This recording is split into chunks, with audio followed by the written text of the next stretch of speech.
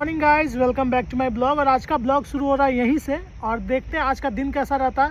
फिलहाल अभी सुबह के 7:30 बज रहे हैं और अभी हम निकल चुके हैं सब्जी लेने के लिए। शुरू से लेकर लास्ट तक आपको दिखाते हैं कि क्या क्या होता है, तो स्टे कनेक्टेड, साथ में जुड़े रहिएगा। निकल गए हैं सब्जी लेने के लिए और रास्ते में देखा तो हिंडाल्को का काली पूजा का पंडाल रेडी है। और यहाँ सब्जी मार्केट में देखे तो आंवला बिक रहा था, सुने हैं बहुत हेल्दी होता है, तो सोचे आज ट्राई करते हैं। A few moments later. सब्जी लेके हम निकले ही थे कि देख रहे हैं यहाँ पर ये ट्रेन का किसी ने इमरजेंसी चेन पुलिंग कर दिया है और कुछ लोग यहाँ पे चढ़ रहे थे, ट्रेन में उतर रहे थे अपने अकॉर्डिंग, जो कि सेफ्टी पॉइंट ऑफ व्यू से बिल्कुल भी सही नहीं है। और देखिए उसी बीच इस महापुरुष को मैंने देखा जिनकी ट्रेन छूट चुकी है, इसीलिए मैंने बोला सेफ्टी पॉइंट ऑफ व्यू से बिल्कुल भी ठीक नहीं है। ट्रेन के पीछे चलते रहे पर ट्रेन निकल चुकी थी और ये मायूस अब वापस लौट रहे थे। क्या हुआ, छूट गया ट्रेन? इनका शक्ल देख के लग रहा था मोय मोय हो गया इनके साथ।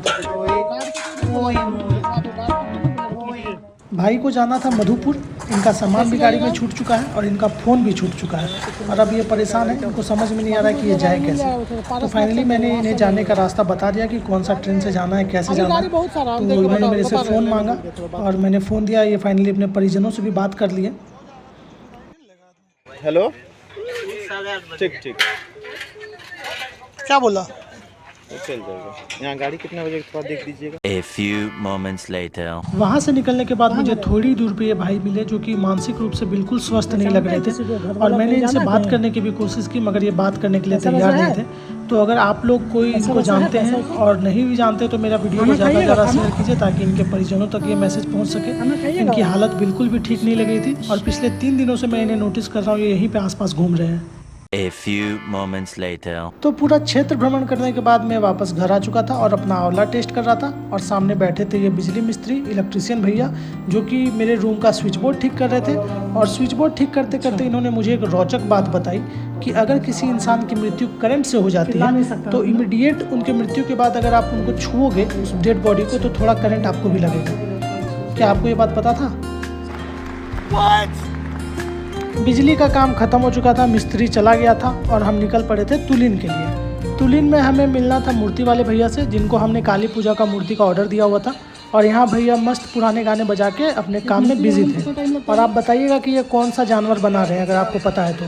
इनसे हमने पूछा कि एक मूर्ति बनाने में कितना दिन लगता है, तो इन्होंने बोला 3 दिन। सोचिए कितना पेशेंस चाहिए। और ये हमारा मूर्ति है जो कि अभी अंडर कंस्ट्रक्शन था।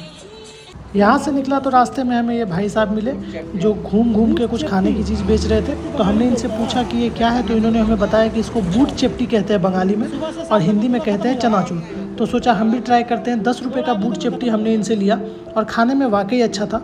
तो कभी रास्ते में अगर आपको ऐसे छोटे विक्रेता मिले तो इनसे ख़रीदारी ज़रूर कीजिए, क्योंकि बड़े होटलों में लोग अक्सर खाते हैं, हमें कभी इनको भी मौका देना चाहिए। और वहीं पास में मेरी नज़र इन पे पड़ी जहाँ पे ये रंग बिरंगे मुर्गे थे जो बारी बारी से अपनी बारी का इंतज़ार कर रहे थे। और फिर हम घर आ गए थे, सो गए हैं। सोने के बाद फिर शाम में उठे हैं और निकल पड़े हैं फिर अपनी टोली के साथ झालदा के लिए। रंग बिरंगा लाइट से एकदम खूबसूरत लग रहा था। और झालदा पहुँच के सबसे पहले हमने किया दही बड़ा का सेवन। यहाँ का सबसे वन ऑफ द बेस्ट दही बड़ा था, जो कि बहुत ही टेस्टी है। दोस्तों का जिद था कि दही बड़ा खाना है, तो आ गए थे दही बड़ा खाने के लिए। और दही बड़ा खाने के बाद बहुत मज़ा आया। इतना खाने के बाद भी मन नहीं भरा तो मेरी नज़र सामने ठेले पे पड़ गई जिस पे बन रहा था डोसा। अब डोसा पे नज़र पड़ गई तो नज़र हटे कैसे, तो हमने सोचा डोसा को नाराज़ किए बिना एक प्लेट डोसा ऑर्डर कर ही दिया जाए। जब आप सुबह 5 किलोमीटर की रनिंग रोज़ करते हैं तो इतना सा टॉलरेंस चलता है। तो फिर हमने डोसा ऑर्डर किया और सामने हमारे प्लेट में सज के तैयार था, तो डोसा का भी आनंद लिया गया।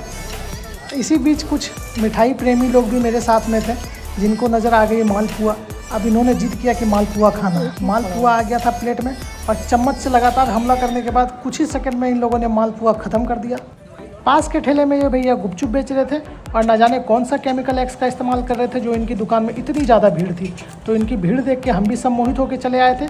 पास में लड़कियों की लंबी लाइन लगी थी और इनको देख के हमने कहा why should girls have all the fun. और हम भी लग चुके थे बेशर्मों की तरह लाइन में और 10-10 रुपये का गुपचुप का आनंद लिया। और 10-10 में ही सब बस हो चुके थे, क्योंकि इससे ज़्यादा हमारी कैपेसिटी नहीं थी। पेट की टंकी भरने का सिग्नल आ चुका था और हम वापस निकल पड़े थे मुड़ी के लिए। A few moments later. मुड़ी आने के बाद हम पहुंच गए थे काली मंदिर। और इस काली मंदिर में पूजा हर साल रेलवे एम्प्लॉय लोग ही कराते हैं, तो ये हमारा ही दायित्व होता है इस मंदिर की देख रेख करना। और यहाँ पे ये गार्ड भाई लोग पेंटिंग में लगे हुए हैं, तो हमने सोचा थोड़ा हाथ हम भी बटा देते हैं। काफ़ी मेहनत का काम है, 4 फूल बनाने में ही बहुत लेट हो गया। आप देख के बताइए कैसा लग रहा है। और इसके बाद हम निकल पड़े थे घर के लिए क्योंकि रात बहुत ज़्यादा हो चुकी थी। A few moments later. तो फाइनली आ चुके हैं अपने क्वार्टर और आज का ब्लॉग यही ख़त्म करेंगे।